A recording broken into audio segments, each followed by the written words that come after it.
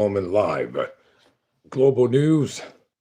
And you know how I do it over here. We'll be breaking it down story by story, talking about what's happening locally in the country and around the world, international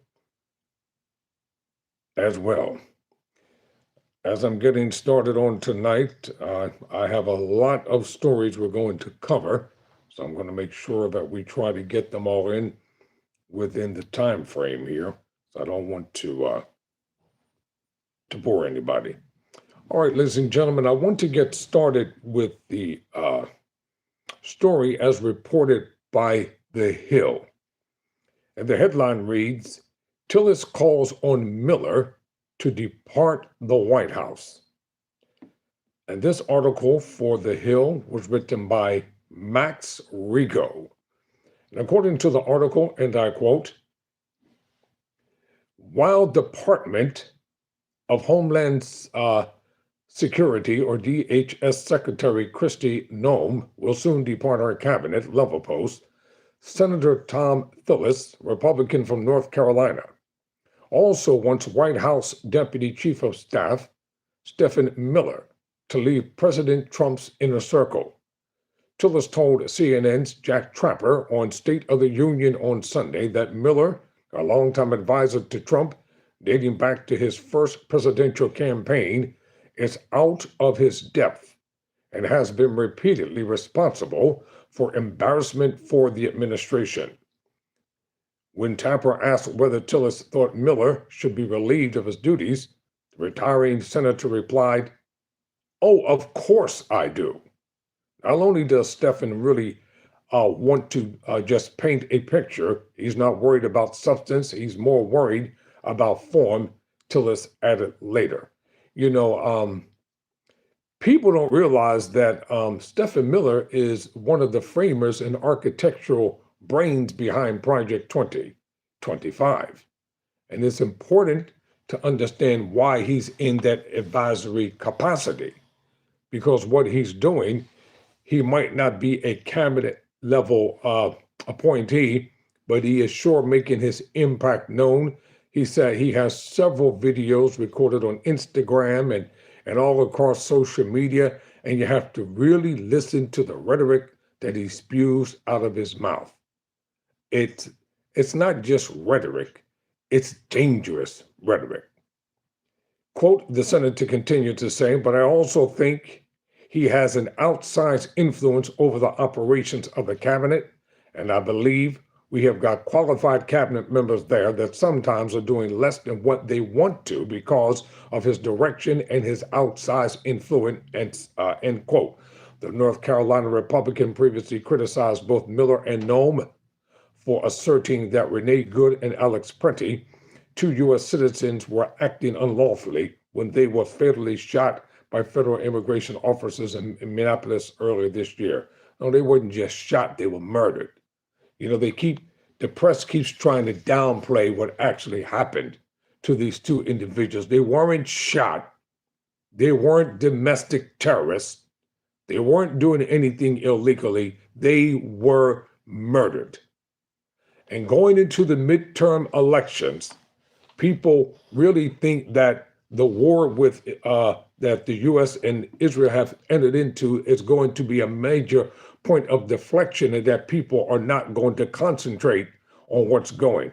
But we are. We're going to remember everything that's been happening within the last year and a half, almost 2 years here in the United States of America, because what is going on internationally has nothing to do with what's going on here in America and people's lives. And I'm going to get into that a little later on into the broadcast. Now, as Senator Mark Wayne Mullen, Republican, as well from Oklahoma, prepares for his confirmation hearing to replace Noem at the helm of DHS, Tillis believes his Senate colleague will be independent and driven by data in implementing Trump's deportation agenda. Tillis has specifically criticized Miller for pushing to increase immigration arrests. The Senate will confirm Senator Mark Wayne Mullen, because they know him. He is a senator, and I'm quite sure he'll probably breeze through the confirmation process. And hopefully when he takes over the helm officially, that his approach toward what's going on in the country will be less confrontational, meaning we must have a strong immigration policy. There's no doubt about it. There are a lot of bad actors and illegal people here in the country, and how you go about it is one thing. And I'm for a strong immigration policy here in America. There's no qualms with me when it comes to that. The homeland must be protected at all costs, and individuals cannot just be running rapid and coming across the border and doing whatever they want to do when they feel like doing it. So I'm going to, believe it or not, I'm going to agree with the nominating of Senator Mark Wayne Mullen, and I do wish him all the best, and I hope that his approach toward immigration will be a heck of a lot better than what we've seen. Okay, the senator continues to say, before I read that, I told you all before that I'm fair on my program. I don't care if a person is a Democrat or Republican, etc. If I know that they have the potential to do what is right, to do what's good in the interest of America, I'm going to back that individual to the hilt. You all know I criticized the Democrats something viciously on this channel. And I said I said earlier today, I was raised in a home where politics were discussed all the time. And the family I grew up in, they were Republicans. They were not Democrats. They were stone starch Republicans. They were conservative Republicans in every aspect of the way. So I've been around politics all my life, and I understand the differentiation of the different ideologies when it comes to the parties. I'm not a novice in my thinking capacity, and my qualms with the Democrats is this. If you want control of Congress and the Senate, what are you proposing? What are you going to do that's any different than what's happening now? And just saying they need to take control of the Senate and take control of Congress, and if the main objective is just to impeach the president, then that's a waste of time. People are hurting. People are going through difficult times. And listen, ladies and gentlemen, the American people, they want results. They don't care if it's coming from a Republican Party or the Democratic Party. People want to be able to live a comfortable lifestyle without all the rancor and divisiveness that's going on in the nation. It's not profitable for anybody. It is not. Commerce is hurting in America. The economy is hurting. The American economy it's tanking quickly. So the senator goes on to say, quote, he will leverage law enforcement resources, expertise, people like White House Border Czar Tom Homan to get things right, the GOP senator said of Mullen. And if he doesn't, we'd hold him accountable. But I have a lot of confidence in my friend, and I'm looking forward to him getting his department under control, the retiring senator added. Well, we will see. And I wish Senator Mark Wayne Mullen all the best in his new post. And hopefully it'll be a heck of a lot better than it has been. All right, let me get into some local news headlines, and then I'm going to be talking about what's going on, okay? All right, let's get down to it.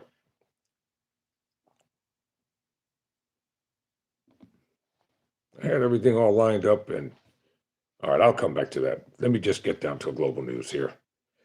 All right, ladies and gentlemen, according to Politico, and this is a heck of a story here, and I want to take my time to read it properly. And sometimes these names are hard to pronounce. I'm not going to play with it. And what I'm attempting to do is trying to get it right the first time.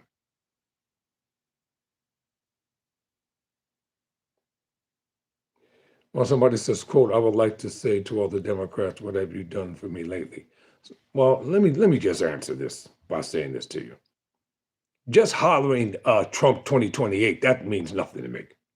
That doesn't solve any problems. MAGA this, MAGA that, blah, blah, yada, yada. The Democratic Party is not as dismal as people try to make it out to be. Just because you don't like the Democrats doesn't mean that they don't have good ideas. That's the problem with people.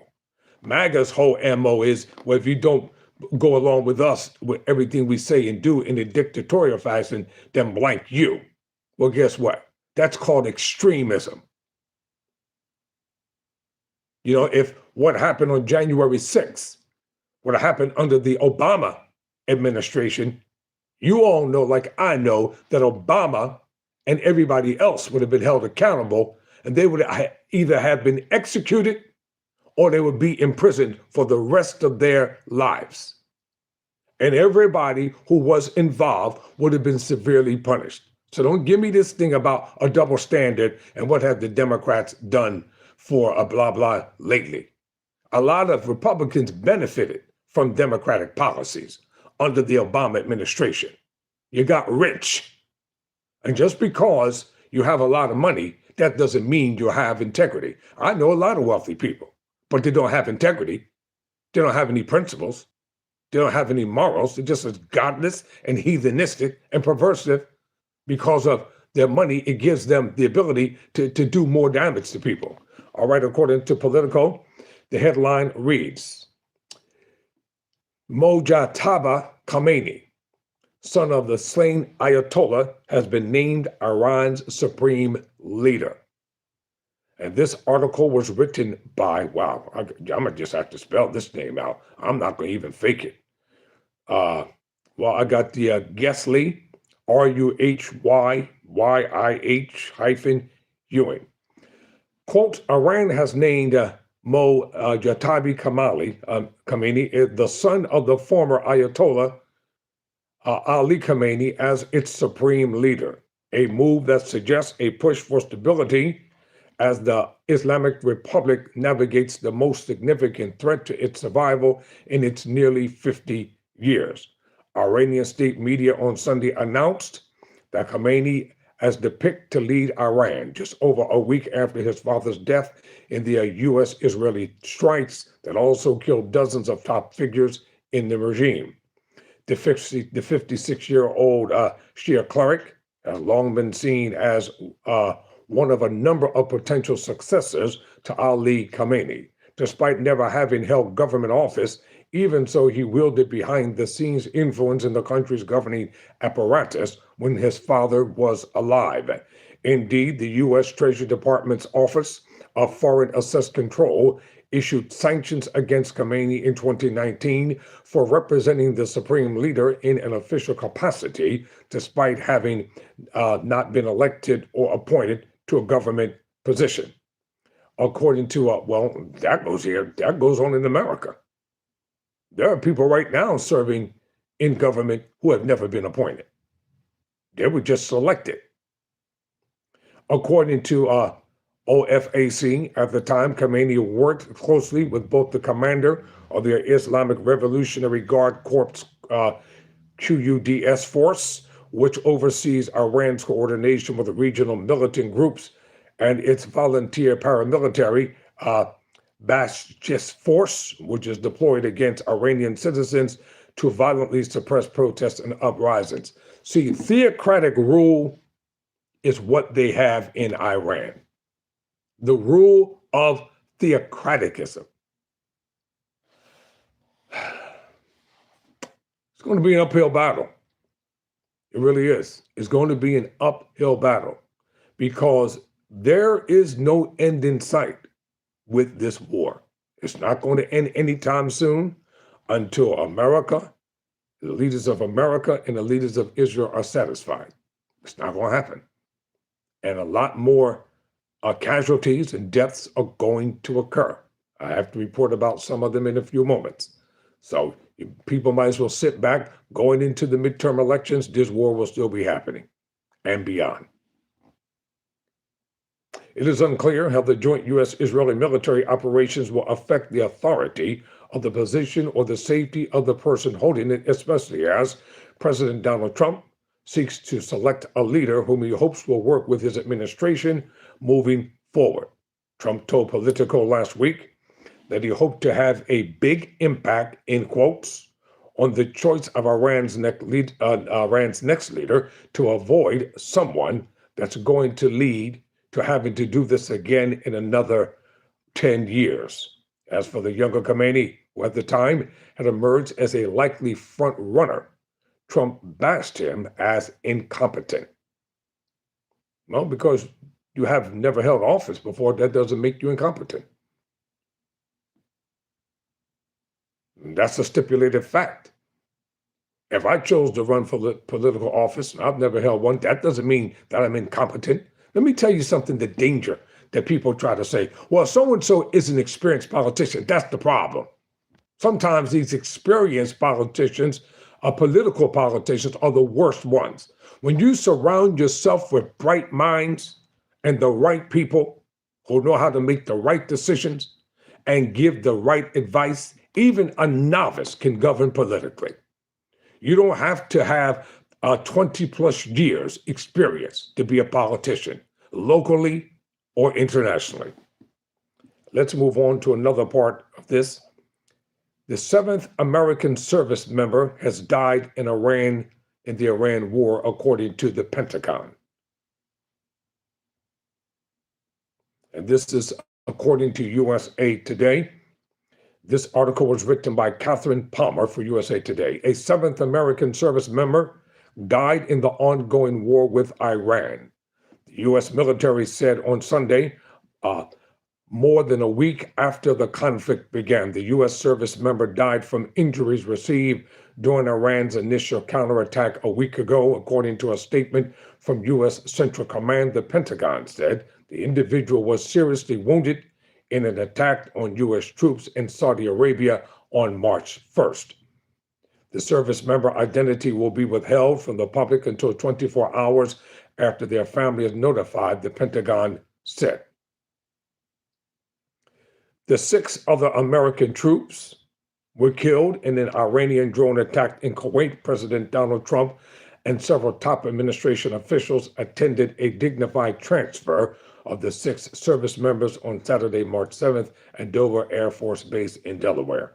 The 6 soldiers were Captain Cody A. Hork, 35, of Winter Haven, Florida, Sergeant First Class Noah L. Titchens, 42, of Bellevue, Nebraska, Sergeant First Class Nicole M. Amore, 39, of White Bear Lake, Minnesota, Sergeant Declan J. Coyote, 20, of West Des Moines, Iowa. The U.S. military said that Major Jeffrey O'Brien, 45, of Woke, Iowa, and Chief Warrant Officer 3 Robert Marzan, 54, of Sacramento, California, were also killed in the attack. Okay, they had a dignified coming back, and that's the way it's supposed to be. But it's not going to negate the fact that there are grieving families out there now, and they're not too happy. I said the families are not happy, and they understand the implications of what could happen when their family members sign up for the military. At any given time, war could break out on the home front or abroad. In the aftermath of the U.S.-Israeli joint attack on Iran on February 28th, Iran responded with attacks of their own against both Israel and U.S. allies in the Middle East and Persian Gulf region. Iran's counterattacks included the targeting of American troops stationed across the Middle East, including in Kuwait, Saudi Arabia, as well as Bahrain, Jordan, Qatar, and the United Arab Emirates. Well, the whole thing here is that, excuse me, I just lost the feed. We'll talk about the crude oil prices in a moment, which surpassed $100 a barrel as the Iran war impedes, production and shipping. Gas prices are up. As you travel around the country and in your neighborhood, you know they're up. We're not going to pretend that gas prices are higher than what they have been. When you had a Democratic president, people were screaming and hollering. Republicans were hollering and screaming all over the place about how high the gas prices were. It was a major factor in the presidential campaigns. It's still a major factor. Whether MAGA wants to hear it or not, gas prices are exorbitant high. According to APnews.com, the article is written by Alex Viega. Oil prices eclipsed $100 per barrel for the first time in more than 3.5 years Sunday, as the Iran war hinders production and shipping in the Middle East. The price for a barrel of Brent crude, the international standard, was at $107.97 after trading resumed on the Chicago Mercantile Exchange, which is up by 16.5% from its Friday closing price of $92.69. West Texas Intermediate, the light sweet crude oil produced in the United States, was selling for about $106.22 a barrel. That's 16.9% higher than it closed Friday at $90.90. Both could rise or fall as market trending continues. The crisis followed the U.S. crude price jumping by 36% and Brent crude rising by 28% last week. Oil prices have surged as the war, now in its second week, ensnared countries and places that are critical to the production and movement of oil and gas from the Persian Gulf. Roughly 15 million barrels of crude oil, about 20% of the world's oil, typically are shipped every day through the Strait of Hormuz. According to independent research from Rystad Energy, the threat of Iranian missile and drone attacks has all but stopped tankers from traveling through the strait, which is bordered in the north by Iran. Carry oil and gas from Saudi Arabia, Kuwait, Iraq, Qatar, Bahrain, the United Emirates, and Iran. Iran, Kuwait, and the UAE have cut their oil production as storage tanks filled due to the reduced ability to export crude. Iran, Israel, and the United States also have attacked oil and gas facilities since the war started, exacerbating supply concerns. And all people need to know is that they're spending more for gas, and that's enough to make people to turn out in the midterm elections in unprecedented numbers. This is not a game. This is real life here. And I know a lot of people don't think individuals are going to turn out in unprecedented numbers. Well, you know what, you're sadly mistaken, because they are. According to the Washington Post, President Trump said he ended a war in Africa, and U.S. sanctions say otherwise. Well, let's get down to it. This article was written for the Washington Post by Isaac Armsdorf and Rael Ambur. As President Donald Trump started a sprawling war in the Middle East, his administration has acknowledged that another war he claimed to have ended is still going on. Trump has repeatedly counted decades of fighting between Rwanda and the Democratic Republic of Congo as one of 8 wars he settled as he openly sought a Nobel Peace Prize. In December, he brought the leaders of both Central African countries to the U.S. Institute of Peace to sign an agreement called the Washington Accords. Quote, "In my first 10 months, I ended 8 wars," he said in his February 24th State of the Union address, going on to list the Congo and Rwanda.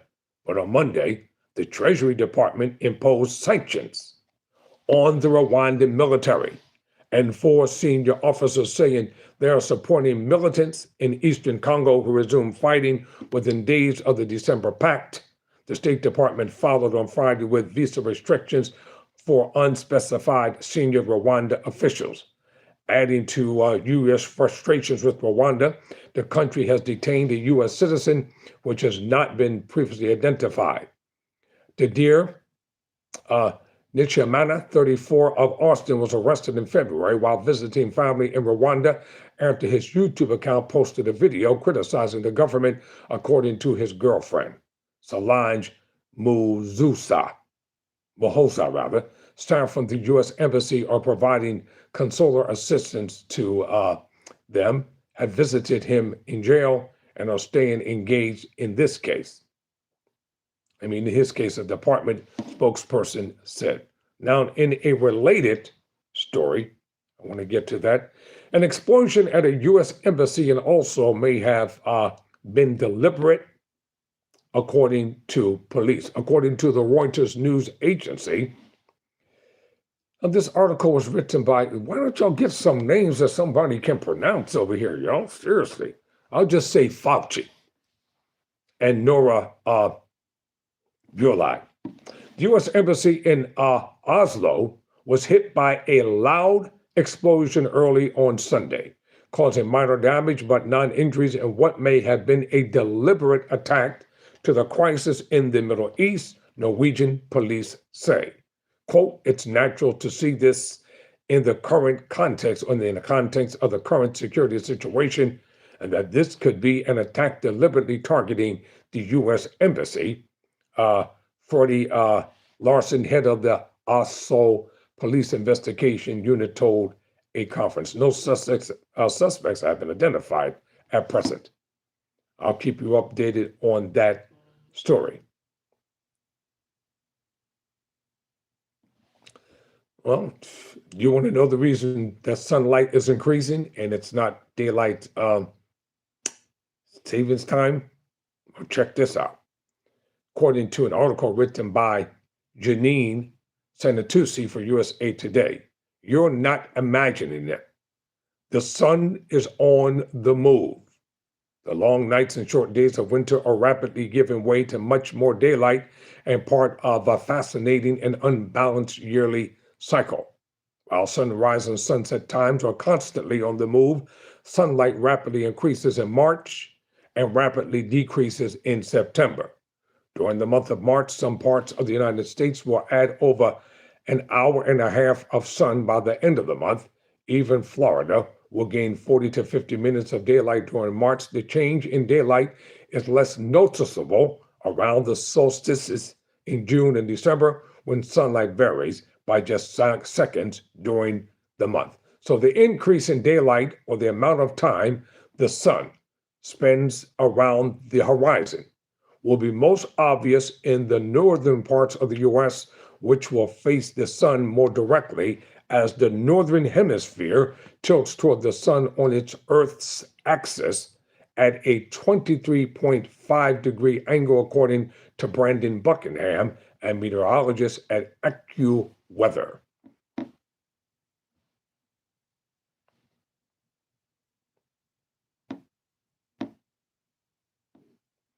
I'm not going to deal with any entertainment news. I'll deal with that separately.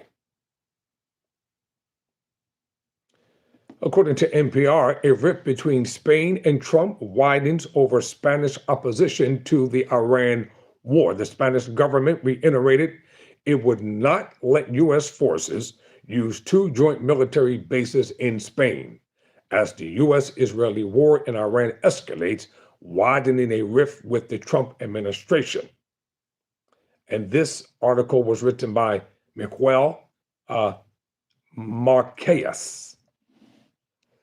So this is coming from Seville, Spain. A feud is widening between the United States and NATO, or the National Atlantic Treaty Organization, ally Spain, after the Spanish government reiterated that it would refuse to let U.S. forces use two joint military bases in southern Spain amid the U.S.-Israeli war in Iran. Quote, our position has been very clear from day one, Spain Defense Minister Margarita Robles told Cardena Sur Radio on Thursday. Robles contradicted an earlier statement by White House Press Secretary Caroline Leavitt, who claimed the Spanish government has shifted its position. Speaking to reporters on Wednesday, Leavitt said, quote, with respect to Spain, I think they heard the president's message yesterday loud and clear, and it's my understanding over the past several hours they've agreed to cooperate with U.S. military, end quote. You know, when you are the press secretary, you need to come out with your facts straight. Sometimes, and I can tell when some of these folks are just outright lying and making stuff up, and they think that the populace within the world are stupid and they're ignorant and they're the only bright ones in the class. You can clearly look at them and tell, because when they're asked questions, they can't answer them forthrightly. They're stammering all over the place. They're looking around as if to find some cue cards or teleprompter to help them to get back on cue. Why don't you just get it straight from the beginning instead of attempting to try to make it look like there's infallibility that's going on? Robles responded to Levin's comment saying, quote, "The facts are clear. The Spanish government is not going to authorize the use of the bases in Rota and Maron. For these military actions," she added, "no single country should act as a guardian of the world. We have international rules," close quote. Robles had a pre-scheduled meeting with the U.S. ambassador to Spain, Benjamin Laron Jr., on Wednesday, asked whether anything said in that meeting could have informed Levette's statement. Robles denied that theory and said, "I was still meeting with the ambassador when the White House spokesperson gave that statement," end quote. Well, I would call that, quote unquote, fake news. Isn't that the term we've been hearing for years? Fake news, fake news, fake news. Well, if you're saying something and it's not true, it's called fake news. I like to call it lying news. All right, ladies and gentlemen, let's get down to this story. Brothers of Epstein accuser Virginia Guthrie visited New Mexico ranch and demand unredacted documents. This is according to Reuters. It's written by Andrew Hay. As much as people are trying to spin the narrative and change the trajectory of what's going on, the Epstein Gate, Epstein saga, the Epstein Chronicles, they're not going to go away. It's not going to end.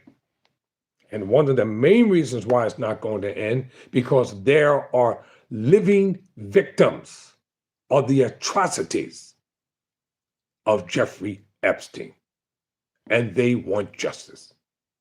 And they're not going to stop until they get it. Let me ask you a question. Let me pose it this way. If someone in your family was a victim of sex trafficking, and they were abused to no end by a powerful group of people, would you want justice for your family members? And don't lie. Yes or no? You damn right you would want justice. Don't play with me in the comment section, because I'm not in the mood to play tonight. This is serious business here. And the Epstein saga is not going to go away. You got Ghislaine Maxwell in prison trying to jockey for a pardon or clemency, and it totally eradicating of the criminal conviction.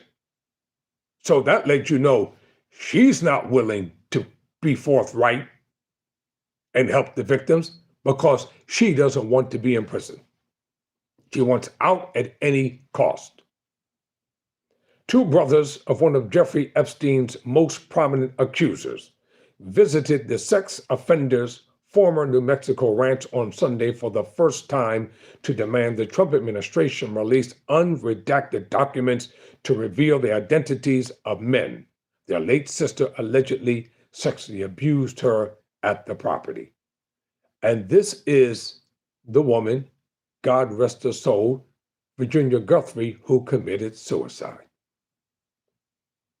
Because she had been through such a hellish, horrendous ordeal, being labeled as a liar and so many other things. And here you find out that Andrew over in the UK was involved in some terrible stuff, even to the point of giving away a UK government secrets, sharing them with Jeffrey Epstein. That's the reason why they arrested him. Because of that right there, not because of his peccadillies. That's not why he was arrested. He was arrested because of him being involved and in government affairs. But that arrest is going to lead to other things that he's not in prison like any common person would be. But you can believe that Prince Charles doesn't want this type of stuff during his kingdomly reign in the UK. With Epstein's hacienda-style mansion in the background, the brothers of Virginia Giuffre, who took her own life in April, joined hundreds of protesters at a roadside rally to mark International Women's Day near the gate of the ranch located 30 miles or 48 kilometers south of state capital Santa Fe.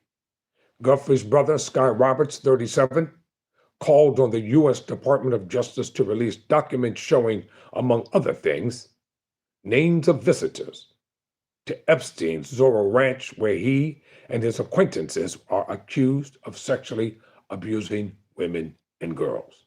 Quote, all those names are in the files, and right now the government is covering those up, end quote, said Roberts, flanked by Giuffre's older brother, Daniel Wilson, who is 47, and their families.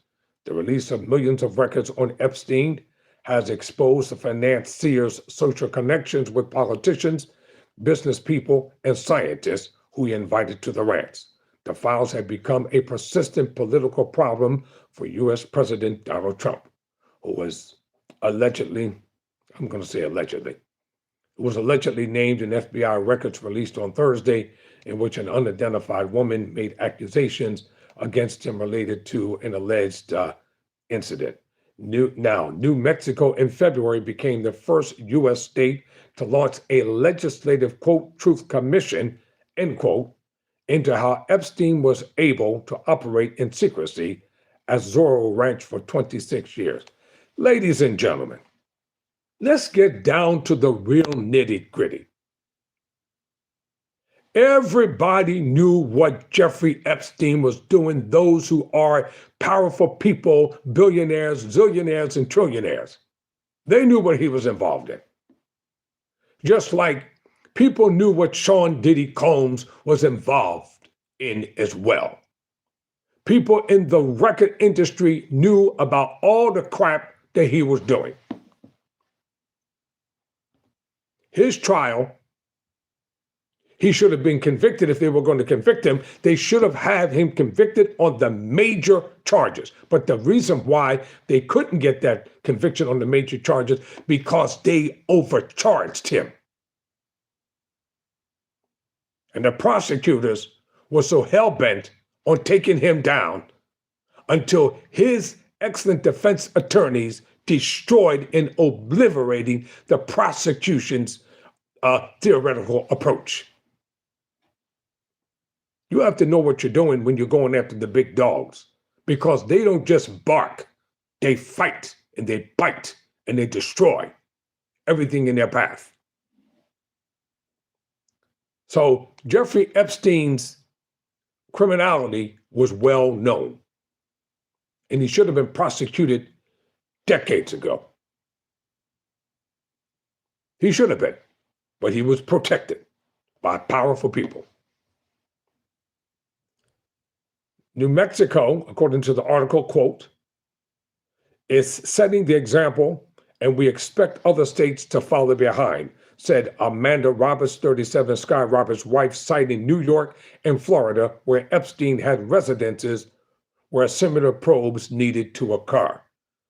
Americans generally view the Epstein case as an example of wealthy and powerful people rarely being held accountable, and believe the U.S. government is still hiding information about Epstein's clients, according to their Reuters / Ipsos polling. Well, there may be truth to that. You know what brought down the Richard Nixon presidency was Watergate, and the fact that the Senate commission, the Congressional Commission, they didn't play with this thing. They televised it. They went straight for the jugular when it came to Richard Nixon. They did not play. And Nixon, unfortunately, he did some dumb stuff. Did he have a great mind? Nixon had a great mind. He did. The one thing about Nixon, 25 years after Watergate, He came back into Washington, D.C. as the elder statesman where individuals sought his counsel and his advice. Gerald Ford pardoned Nixon, which allowed him to have some form of dignity when all was said and done. So just because a person is convicted or impeached, Bill Clinton was impeached. I don't scapegoat around issues. I just tell them the way it is. Bill Clinton did some nasty crap when he was president of the United States of America. And because of his involvement with Monica Lewinsky, he was impeached by Congress. He was acquitted in the Senate, but he was still impeached by both Republicans and Democrats. And he was reelected. It doesn't negate the fact that Monica Lewinsky went through a hellish ordeal that she never should have had to go through. Never. And then people tried to blame her. Why would you blame her? People who are privileged and who have power, you don't blame the victim. As one who's becoming a criminal justice advocate, I will ferociously and fervently advocate on the behalf of true victims. I don't care what color they are. And if people keep messing around with me, I'll become a prosecutor. I really don't want to, but if they push me to it, I'll do it. But justice needs to be served because true victims of crime are shamed, humiliated, degraded, obliterated in the press. And nobody seems to give a damn. They're used for political expediency and purposes. And then you have a lot of innocent people who are locked up in prison from all walks of life. Not going to play the race card. I said from all walks of life, sectors, faiths, nationalities. You deal with things on merit.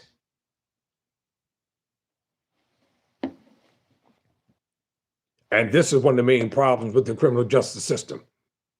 Because a lot of good people suffer and a lot of wicked people, they get away with crimes all the time. You may think you're getting away, but you won't get by. Because judgment day will come. Oh, yes.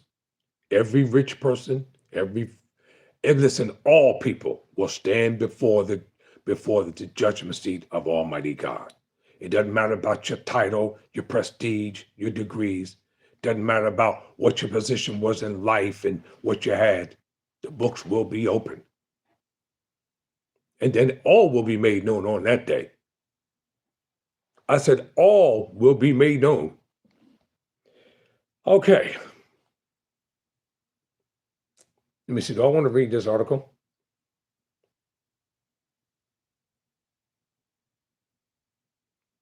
Yep. According to The Guardian, an offer from Iran's president not to attack neighbors provokes an internal backlash. The article was written by Patrick Wintour. The surprise offer by the president of Iran, Masoud Pezeshkian, not to attack countries in the neighborhood so long as their airspace and U.S. bases within their territories are not used to attack Iran, has provoked a storm inside the country as the military appeared to contradict him, if not outright overrule him. There were also calls for a new supreme leader to be installed as quickly as possible as means of marginalizing the president. Attacks on facilities in Bahrain and elsewhere have continued, and there were unconfirmed reports that Bahrain had become the first Gulf country to fire back at Iran. Internal strife An internal strife is sometimes the worst type of strife. Now, there's a developing story. I'm not going to talk about it until I can get more detailed information, because if in fact that this story is true, it'll be one of the biggest stories to hit the press. And then I will have to do a detailed special video about that. So I have to look into it. I have to do my homework, and I have to do my research. The Kansas City airport has been evacuated as authorities, including the FBI, investigate a potential threat. Portions of Kansas City International Airport were being evacuated, according to APnews.com, Sunday afternoon, as authorities looked into a potential threat. The Kansas City Aviation Department said. Airport spokesperson Jackson Overstreet said in an email that the threat was first reported at 11:15 a.m. local time, and the entire terminal was evacuated. He said flights that have landed since then were being held on the taxiway. FBI spokesperson Dixon Land said in an email to the Associated Press that the FBI is aware of the incident, and our personnel are working with airport and law enforcement officials to determine the credibility of the threat. I want to get to some other news, some local news. I'll get to the local news. Let me go here for a minute. I want to deal with some international news.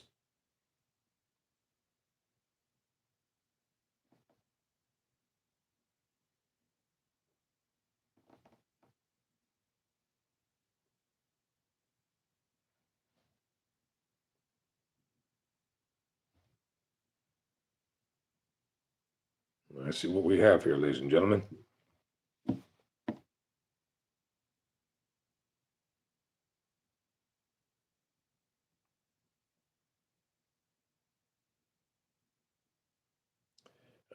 Now listen to this one here. According to Reuters news agency, the U.S. considers the idea of a special operation to seize Iran's uranium, according to Bloomberg News reports. Well, why not just go directly to Bloomberg? If I can't get Bloomberg, then I'll come back to Reuters. So let's find out what's going on there.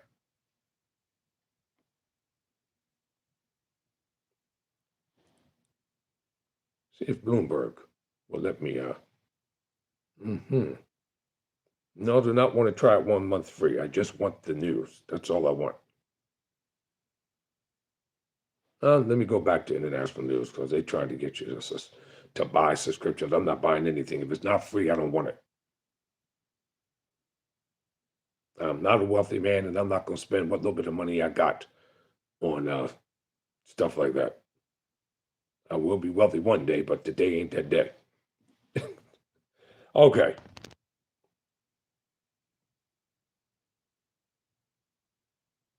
So back to Reuters. U.S. President Donald Trump is weighing the option of deploying special forces on the ground to seize Iran's near bomb grade uranium. Bloomberg News reported on Sunday, citing 3 diplomatic officials who have been briefed on the matter. I think there's a lot more deep down inside Iran outside of that. Let's find out with some Apple News.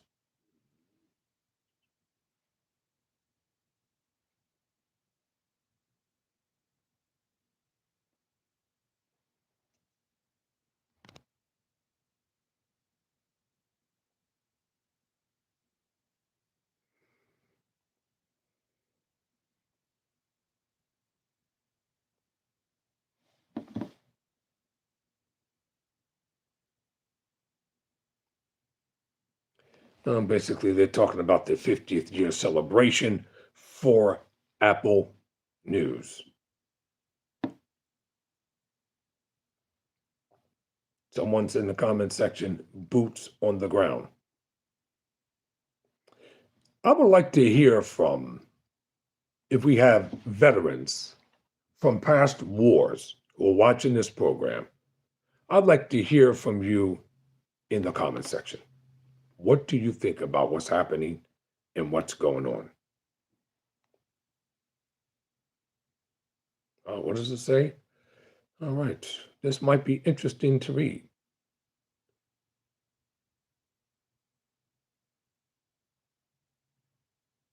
All right, I'm going to close with this one right here. According to the Wall Street Journal, the opinion commentary headline reads, Trump can win something greater than the Nobel Peace Prize. If the president ends the regimes in Iran and Cuba, he will cripple the global anti-American movement. This article was written by Joshua Merchavec. Quote, never mind the Nobel Peace Prize. President Trump's recent international actions could win him a prize of infinitely greater value, becoming the most consequential foreign policy president since Ronald Reagan, strengthening the peace of the world and making America safer. The Nobel Peace Prize is a tarnished bauble. It has been bestowed on Yasser Arafat, God knows why, for signing a peace deal he never intended to keep, on the Duke Thao of North Vietnam for the same reason, on Rigberta Minchu for supposedly advocating for indigenous people, which involved writing a fraudulent book intended to bolster Guatemala's communist guerrillas, on Barack Obama for his, quote, extraordinary effort to strengthen international diplomacy and cooperation between peoples, end quote. In other words, for not being George W. Bush, on Jimmy Carter for his noble intentions, and more of this sort. Would Mr. Trump really be proud to join the community? Reagan never won the Nobel, but in contrast to Mr. Obama and Carter, he greatly advanced world peace and America's safety by bringing low the Soviet Union's evil empire. Mr. Trump could achieve an analogous triumph if he succeed in undoing the regime in Iran and perhaps the one in Cuba too. America's nemesis today and the principal threat to world peace is harder to define than the Soviet Union and the ideology of communism were in the latter 20th century. But its potential is no less lethal. Many point to China as our emergent adversary, but it isn't only Beijing we have to worry about. It's a coalition of aggressive dictatorial states that see U.S. power as a barrier to their self-aggrandizing ambitions and fuel that their repressive ways are forever endangered by the freedom America represents. Their goal is to eviscerate the U.S. and deflate the alluring model it presents. Unlike Soviet communism, which offered a model of its own, the adversary we face today stands for nothing but cutting America down to size. The diplomatic euphemism that trips off the tongues of Russia and Chinese officials is a multipolar world, quote, close quote, meaning an end to the unipolar movement, quote unquote, that became about when the Soviet collapse left America supreme. This global makes possible an alliance of communists, semi-communists, and unrepentant post-communist countries with Islamic states and movements. It enables atheists who scorn religion as an opiate for the masses to find common ground with fanatical fundamentalists.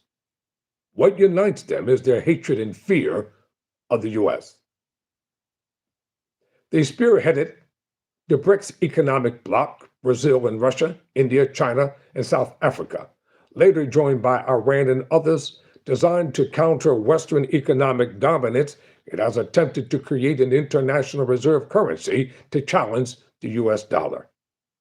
To gain allies and to make things harder for the U.S., Russia and China have used or threatened vetoes in the United Nations Security Council to shield malefactors. They blocked measures to impose sanctions on those linked to the use of chemical weapons and attacks on civilian populations in Syria under the Assad regime.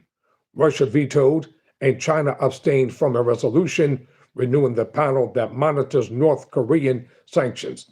Speaking of North Korea, you notice not a peep out of Kim Jong-un. Nobody is talking about North Korea and its nuclear desire.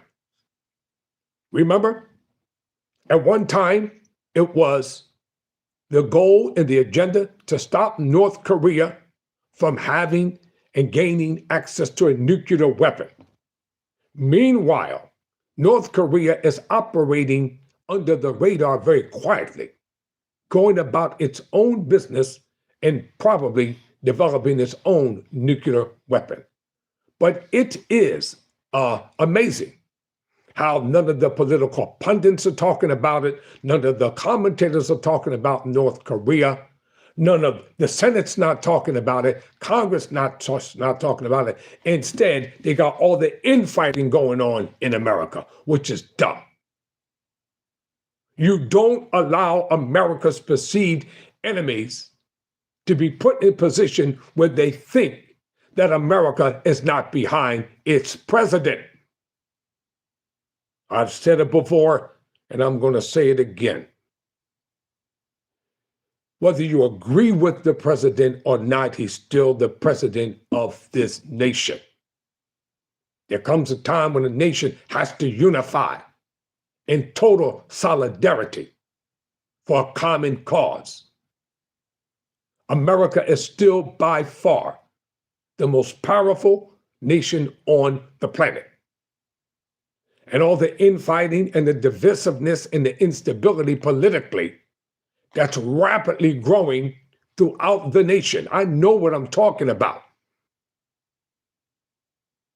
You don't allow the infrastructure of a nation to deteriorate to the point where you have such chaos consistently running rampant in a nation that's supposed to set the example for the rest of the world to follow. I'm talking about North Korea being beneath the radar, and no politician is talking about it. Not one. Fox News is not talking about North Korea. And the reason why I brought them up, because North Korea was mentioned in this article. All right, so talking about a resolution renewing the panel that monitors North Korean sanctions, in effect, blindfolding the UN to Pyongyang's continuing nuclear building. Wow. And testing Russia and China also vetoed a 2024 U.S. resolution on Gaza because it balanced demands on Israel with criticism of Hamas. The anti-American coalition crystallized murderously in the Ukraine war, which Vladimir Putin launched following a summit with China's Xi Jinping. Their communique laid on thick their broader anti-American objectives, redistribution of power in the world, multipolarity, and a polycentric world order. They also pledged a partnership with no limits and no forbidden areas. China has avoided supplying weapons to Russia directly, but has provided dual use of technology, including parts for missiles and drones, as well as intelligence sharing and economic support.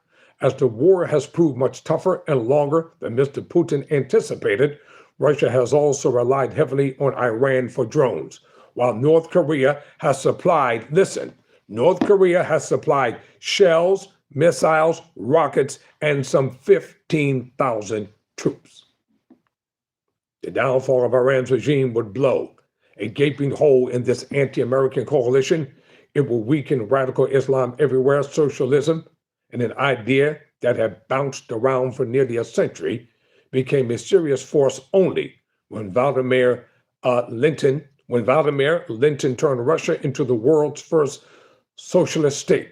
In much the same way, while the ideology of Islamism gained intellectual followers, as the Egyptian Muslim Brotherhood promoted it starting in 1928. Its full force wasn't realized until Ayatollah Ruhollah Khomeini founded the Islamic Republic of Iran in 1979. That energized all manner of radicals like Al-Qaeda, Islamic State, Hamas, and Hezbollah. The overthrow of the Islamic Republic would take the wind from the sails of radical Islamists everywhere. As for Cuba, its global stature has shrunk since the death of the charismatic dictator Fidel Castro. It poses no direct threat to America, yet it props up and inspires radicals throughout Latin America, such as the half-defunct regime in Venezuela. It remains an enduring symbol of anti-Americanism. Like the Iranians, the people of Cuba, if liberated, would be jubilant and regale the world with tales of their misery under the revolutionary anti-American regime. For years since the U.S.